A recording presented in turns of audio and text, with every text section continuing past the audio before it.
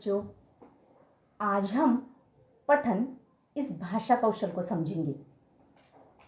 कोई भी भाषा सीखने के लिए हमें भाषण, लेखन, पठन ये भाषा के 3 कौशल आना आवश्यक है।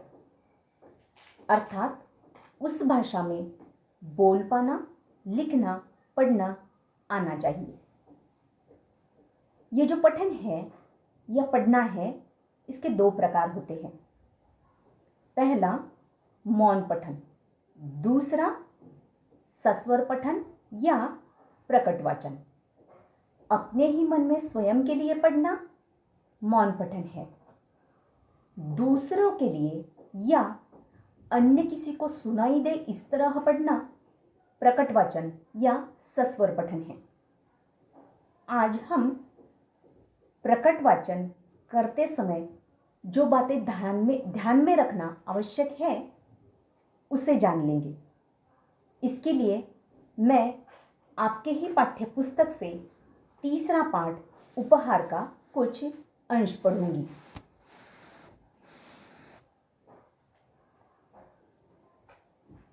सुबह उठकर वह वहीं पहुंचा जहां उसे परी मिली थी। देखा तो वहां कोई नहीं था। वह बैठ गया। उसकी आंखों के सामने वही लाल रंग की पोटली दिखाई देने लगी। तभी तेज प्रकाश फैला। सामने परी खड़ी थी। परी के दोनों हाथ पीछे थे। परी ने पूछा, कैसे हो? ठीक हूं, ऋत्विक ने जवाब दिया। तभी परी ने कहा, अपनी आंखें बंद करो, मैं तुम्हें इनाम दूंगी। किस बात का? ऋत्विक ने पूछा। तुम उत्तीर्ण हो गए इसलिए, परी बोली। परी की बात ऋत्विक के समझ में नहीं आ रही थी।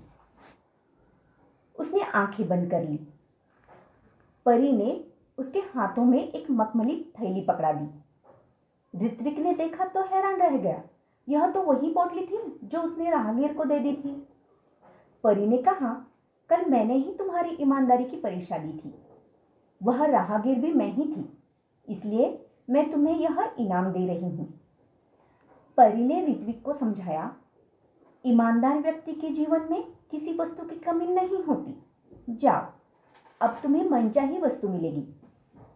ऋत्विक के पास शब्द नहीं थे जिनसे वह परी को धन्यवाद देता। खुशी से उसकी आंखें भर आई। आपको सुनने में कैसा लगा? कुछ अर्थ भी समझ आया होगा।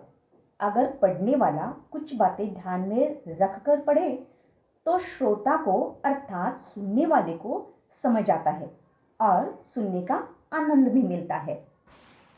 तो पढ़ते समय हमें ध्यान में क्या रखना है? पहला, शुद्ध उच्चारण। लड़का स्कूल जाता है, एकवचनी है। लड़के स्कूल जाते हैं, बहुवचनी है का उच्चारण अनुनासिक किया जाता है।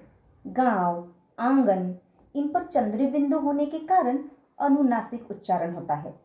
इसी तरह हिंदी की ध्वनियों और मातृभाषा मराठी की ध्वनियों में जो समानता और भेद है उनको भी समझना चाहिए। यहाँ लड़के का नाम ऋत्विक है, इसका मराठी उच्चारण ऋत्विक होगा। वैसे ही मातृभाषा मराठी के शब्द ऋषि अर्थात ऋषि, मातृभूमि इनका हिंदी उच्चारण ऋषि, भूमि इस तरह होगा।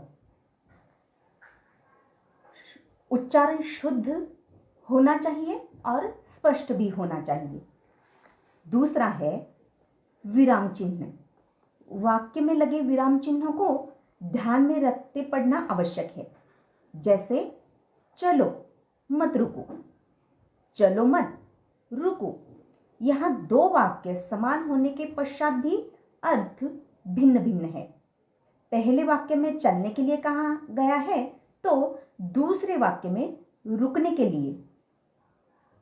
तीसरा है आरोह अवरोह, अर्थात पढ़ते समय स्वर में चढ़ाव उतार भी आवश्यक है।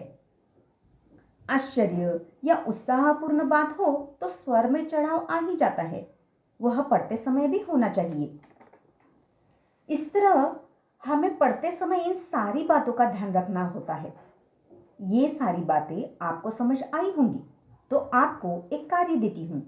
पाठ तीसरा, उपहार आपको ऊपर बताई गई बातों को ध्यान में रखकर पढ़ना है। पाठ आपको पढ़ते ही समझ आ जाएगा।